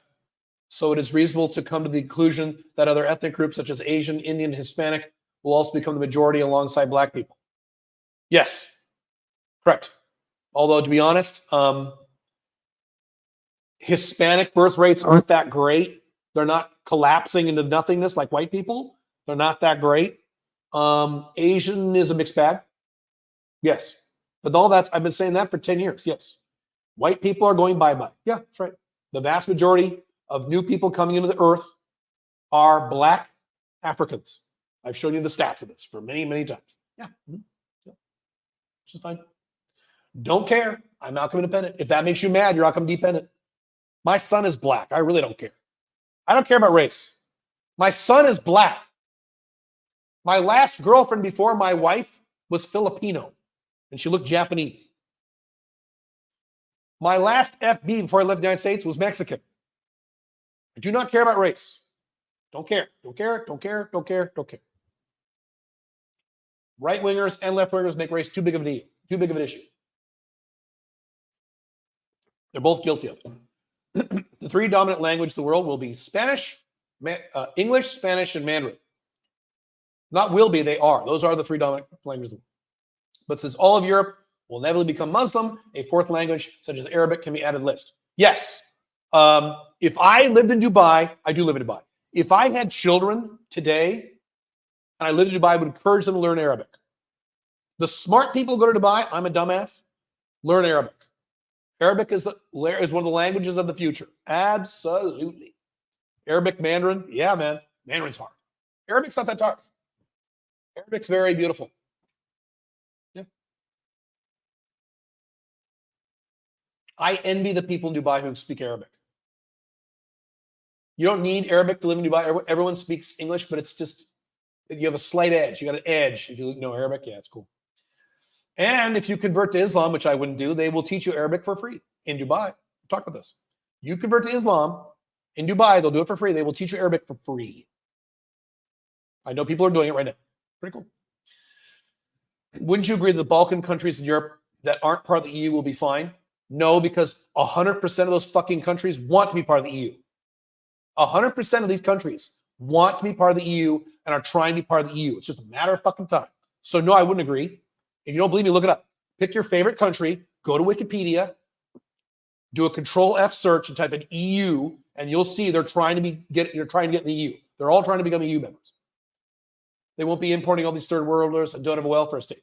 I said earlier, there's a small number of Eastern European countries, Balkan, for example, maybe that might be okay for those reasons. Maybe. I would rather move to a country that will be okay instead of a country that might be okay. Paraguay, where I am right now, will be okay. Dubai will be okay. Balkans, Albania, Montenegro, they might be okay. They might not. So which would I rather move to? Right? Hang on. What are your thoughts about a digital ID and all this 2030 shit will limit your free? This 2030 shit is the great reset that only applies to Western Europe, United States, and Canada and Australia. Okay, all the other countries of the world say fuck you. Okay, so you're overreacting to that. Digital ID will limit your freedom in the future, including in Dubai, and what to do about it. What I said earlier, you guys seem to think that all 195 countries all follow instructions from Belgium. They don't. They don't. All this 2030 bullshit is Western European countries, United States, Canada, Australia, New Zealand. That's all. Most of the other countries say, fuck you. We're not doing that. I had one guy say to me that if you go out on the street, then everything seems fine and normal. Therefore, there is no collapse. Many people say this. Those are people in denial. Yes. Those are idiots. Those are the uninformed idiots who decide who your next president's going to be. That's why I'm against democracy. Stupid. These are the idiots who vote in elections. Yeah, stupid. How lucky you think that Bitcoin was created by the U.S. government as a trap to ensnare people? 1 or 2% at the most. There will be 3 dominant language. Okay, I already asked that.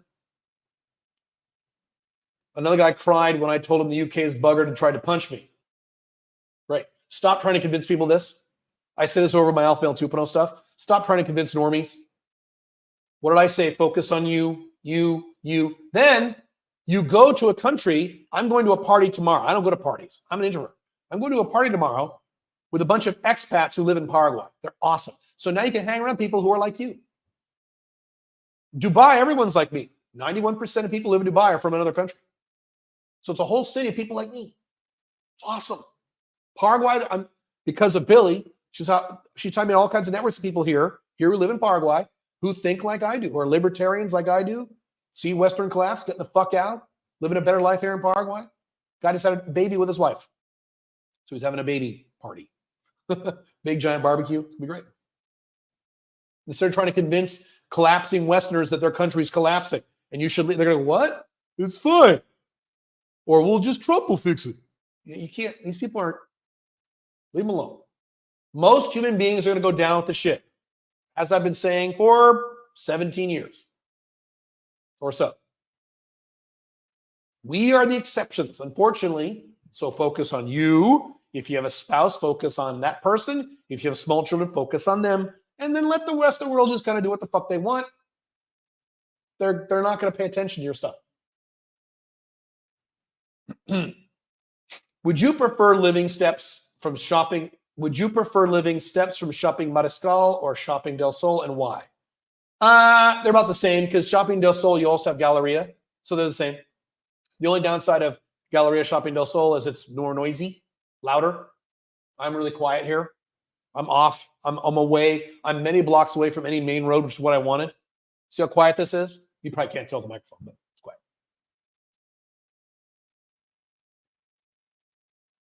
I'm debating which neighborhood which live. They're more or less the same neighborhoods. Iquisati and the east side of Villamora, so it's almost the same.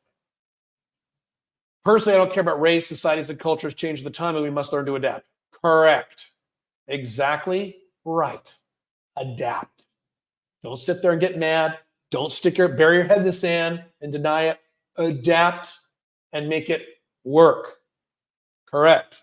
This is Darwinism, right? The species that survive, the ones that adapt. This is the problem with the right. They sit there and go, no, you're fucked. There's many reasons why the left has been winning for 80 years. The right just goes, no change, fuck you. You're fucked. The species that don't adapt die. The species that adapt. Now, you could be a libertarian and adapt, or you can be a left-winger and adapt. Now, it's a darker world much darker world if you're a left-winger, but you can adapt to the new socialist, feminist Gen Z world, which we've created for ourselves. Great. I wouldn't want to be there, but you could. But if you're on the right, sorry.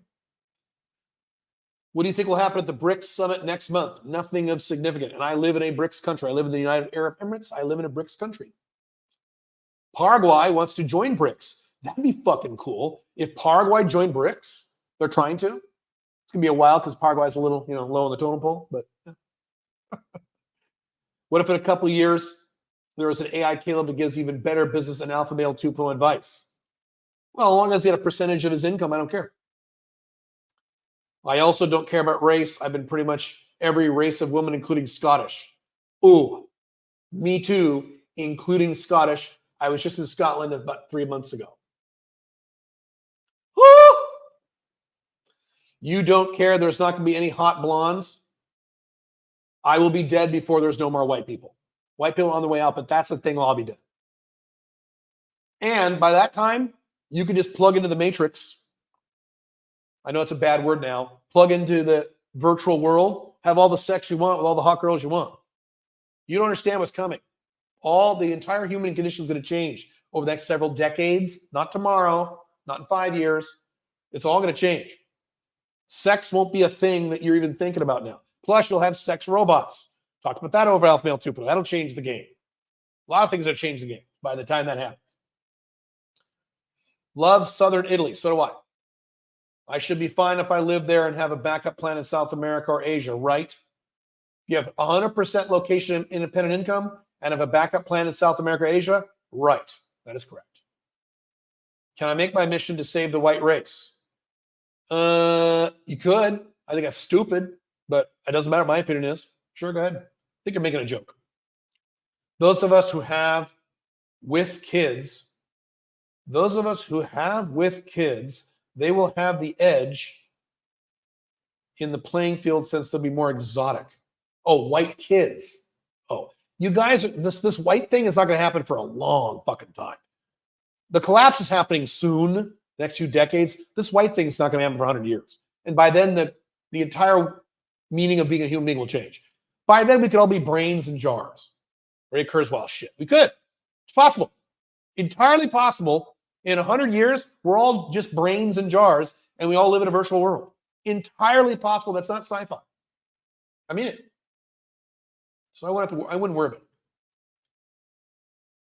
Do you own any firearms before you moved overseas? If so, did you have to sell them all before you moved? I do not answer any questions regarding my personal ownership of firearms. There are many reasons I don't mention that publicly. Cannot answer that question. Here's my opinion, and I'm right. If you live in the United States, if you live in a violent, collapsing culture, you need a gun. Not to protect yourself against the government. If the government wants to come after you, you're fucked. Conservatives are stupid about this. You need a gun to protect yourself from the civil unrest that is now occurring. You want a gun. And I would recommend you get as big of a pistol, big of a rifle as you can. Looks big and scary. Even if a shotgun that goes chuk chuk, get one.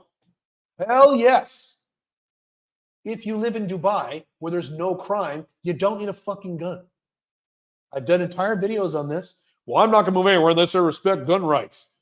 If you move to Japan, you don't need a gun. There's no violence there. It's not a violent culture. Dubai, there's no crime. You don't need a gun.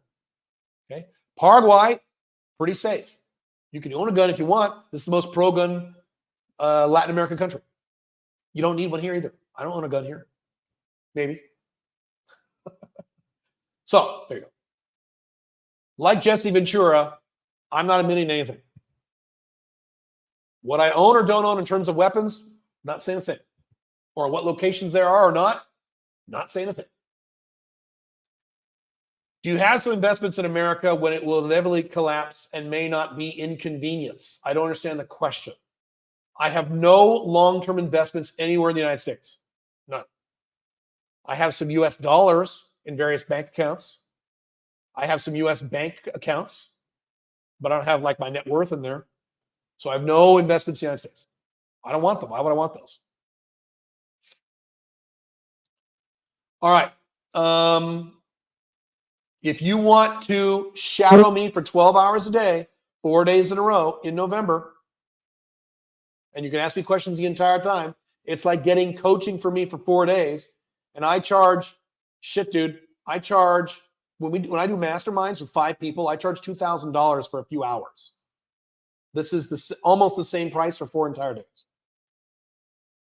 www.caleb.top/shadow. Use the discount code November for $500 off, which expires September 21st. And the price goes back up to $2,997. The final deadline will be, I think, November 4th, because this is happening November 8th, and it's remote. You do this from your phone or your laptop. And in terms of replays, if enough people who sign up ask for that, I will offer that.